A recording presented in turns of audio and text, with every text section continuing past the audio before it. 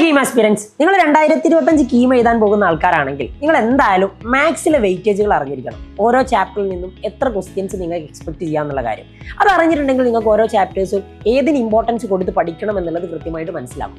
So അതിനു മുമ്പേ മാത്സിന്റെ ഒരു ഇമ്പോർട്ടൻസ് ഞാൻ പറഞ്ഞു തരാം. കീമിൽ നിങ്ങൾക്ക് ടോട്ടൽ 150 ക്വസ്റ്റ്യൻ ആണെങ്കിൽ അതിൽ 75 ക്വസ്റ്റ്യൻസും മാത്സിൽ നിന്നായിരിക്കും. പകുതിയും മാത്സ് ആണ്, ബാക്കിയുള്ള പകുതിയാണ് ഫിസിക്സും കെമിസ്ട്രിയും കൂടി കമ്പൈൻ ചെയ്തുകൊണ്ട് വരുന്നത്. നമ്മുടെ ടോട്ടൽ 3 hours ഉള്ള എക്സാമിൽ നിങ്ങൾ 75 ക്വസ്റ്റ്യൻ, അതായത് ഒരു 1.5 മണിക്കൂറോളം സ്പെൻഡ് ചെയ്ത് നിങ്ങൾ അറ്റൻഡ് ചെയ്യേണ്ട ഏറ്റവും ഇമ്പോർട്ടൻ്റ് ആയിട്ടുള്ള ഒരു സബ്ജക്റ്റാണ് മാത്സ്.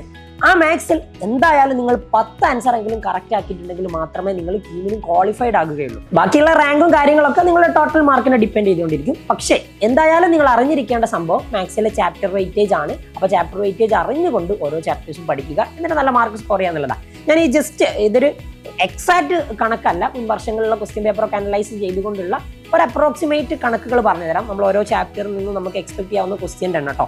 ഫസ്റ്റ് സെറ്റും റിലേഷൻ ആൻഡ് ഫംഗ്ഷനും, അതായത് +1ലെയും +2ലെയും റിലേഷൻ ആൻഡ് ഫംഗ്ഷനും സെറ്റും കൂടി കമ്പൈൻ ചെയ്തുകൊണ്ട് ടോട്ടൽ ഒരു 4 to 5 ക്വസ്റ്റ്യൻസ് ആണ് നിങ്ങൾക്ക് എക്സ്പെക്ട് ചെയ്യാൻ പറ്റുന്നത്. അതേപോലെ തന്നെ ട്രിഗണോമെട്രിക് ഫംഗ്ഷൻ, നമ്മുടെ +1ലെ 3ാമത്തെ ചാപ്റ്റർ ട്രിഗണോമെട്രിക് ഫംഗ്ഷൻ ഒരു 5 മുതൽ 6 വരെ ക്വസ്റ്റ്യൻസ് എക്സ്പെക്ട് ചെയ്യാം.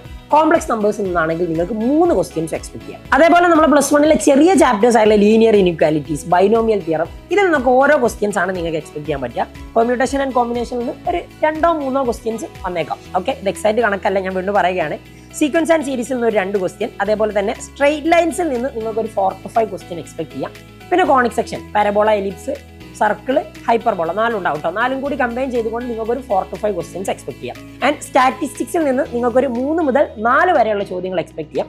പ്രോബബിലിറ്റി ഒരു ഓൾമോസ്റ്റ് 7 ക്വസ്റ്റ്യൻസ് നിങ്ങൾക്ക് എക്സ്പെക്ട് ചെയ്യാം. പ്രോബബിലിറ്റിന്റെ കാര്യം പറയുമ്പോൾ +1ലെ പ്രോബബിലിറ്റിയും +2ലെ പ്രോബബിലിറ്റിയോടും കമ്പൈൻ ചെയ്തുകൊണ്ടും ക്വസ്റ്റ്യൻസ് വരാം. ഓക്കെ, ആൻഡ് അടുത്തത് കാൽക്കുലസ് മെയിൻ ആയിട്ടുള്ളത് ലിമിറ്റ്സ് ആൻഡ് ഡെറിവേറ്റീവ്സ്. ലിമിറ്റ്സ് കാൽക്കുലസിന്റെ സെക്ഷനിൽ വരുന്നതാണ് കേട്ടോ. ലിമിറ്റ്സ് നിങ്ങൾക്ക് 2 or 3 ക്വസ്റ്റ്യൻസ് എക്സ്പെക്ട് ചെയ്യാം. കണ്ടിന്യൂറ്റി ആൻഡ് ഡിഫറൻഷ്യബിലിറ്റി ഒരു 3 to 4 ക്വസ്റ്റ്യൻസ്. അതേപോലെ തന്നെ ആപ്ലിക്കേഷൻ ഓഫ് ഡെറിവേറ്റീവ് നിങ്ങൾക്ക് ഒരു 4 ക്വസ്റ്റ്യൻസ് എക്സ്പെക്ട് ചെയ്യാം. പിന്നെ ഇന്റഗ്രൽസ് നിങ്ങൾക്ക് ഒരു 5 ക്വസ്റ്റ്യൻ എങ്കിലും എന്തായാലും എക്സ്പെക്ട് ചെയ്യാം. ആൻഡ് അതേപോലെ ആപ്ലിക്കേഷൻ ഓഫ് ഇന്റഗ്രൽസും ഒരു 3 ക്വസ്റ്റ്യൻ. അപ്പോൾ കാൽക്കുലസ് വളരെ ഇമ്പോർട്ടൻ്റ് ആയിട്ടുള്ളതാണ്. ഒരുപാട് ചോദ്യങ്ങൾ കാൽക്കുലസിൽ നിന്ന് വരാറുണ്ട്. പിന്നെ ആപ്ലിക്കേഷൻ ഓഫ് ഡിഫറൻഷ്യൽ ഇക്വേഷനിൽ നിന്ന് 2 ക്വസ്റ്റ്യൻ എക്സ്പെക്ട് ചെയ്യാം. വെക്ടർ ഓൾജിബ്ര നിങ്ങൾക്ക് ഒരു 3 to 4 ക്വസ്റ്റ്യൻസ് എക്സ്പെക്ട് ചെയ്യാം. പിന്നെ 3D, +1ലെ 3D ഞാൻ പറഞ്ഞിട്ടില്ല. +1ലെയും +2ലെയും 3D കമ്പൈൻ ചെയ്തുകൊണ്ട് നിങ്ങൾക്ക് ഒരു 5 ക്വസ്റ്റ്യൻസ് എക്സ്പെക്ട് ചെയ്യാം. സോ എല്ലാം കഴിഞ്ഞിട്ടില്ലല്ലോ. 2 ചാപ്റ്റർ കൂടി ഉണ്ട്. ഇൻവേഴ്സ് ട്രിഗണോമെട്രിക് ഫംഗ്ഷൻ +2ലെ, അതിൽ നിങ്ങൾക്ക് ഒരു 2 ക്വസ്റ്റ്യൻസ് ആണ് എക്സ്പെക്ട് ചെയ്യാൻ പറ്റുന്നത്. പിന്നെ മെട്രിക്സ് ആൻഡ് ഡിറ്റർമിനൻസ് ഒക്കെ ഈസി ആയിട്ട് മാർക്ക് സ്കോർ ചെയ്യാൻ പറ്റുന്നത് കേട്ടോ. ഒരു 5 മുതൽ 6 വരെ ചോദ്യങ്ങൾ നിങ്ങൾക്ക് മെട്രിക്സ് ആൻഡ് ഡിറ്റർമിനൻസിൽ നിന്നും എക്സ്പെക്ട് ചെയ്യാം. അപ്പോൾ ഇത്രയാണ് ഏകദേശം ഒരു ചാപ്റ്ററിൽ നിന്നുകളും, അതായത് നമ്മൾ പഠിച്ചിട്ടുള്ള ചാപ്റ്ററിൽ നിന്നുള്ള ഏകദേശം ക്വസ്റ്റ്യൻസ് വരുന്ന ഒരു കണക്ക്. അപ്പോൾ ഇത് കൃത്യമായിട്ട് ഫോക്കസ് ചെയ്തുകൊണ്ട് നിങ്ങൾ പഠിക്കുകയാണെങ്കിൽ അടിപൊളിയായിട്ട് നിങ്ങൾക്ക് സ്കോർ ചെയ്യാൻ പറ്റും. ആൻഡ് നല്ല റാങ്കിലേക്ക് എത്താൻ പറ്റും. കീം എന്ന് പറയുന്നത് ഭയങ്കര സംഭവമൊന്നുമല്ല. നിങ്ങൾ കുറച്ചൊരു എഫേർട്ട് നല്ലതുപോലെ ഇട്ടിട്ടുണ്ടെങ്കിൽ ബോർഡിനേക്കാളും കുറച്ചും കൂടി ലെവൽ കൂടിയ സാധനങ്ങൾ മാത്രമേ ഉള്ളൂ.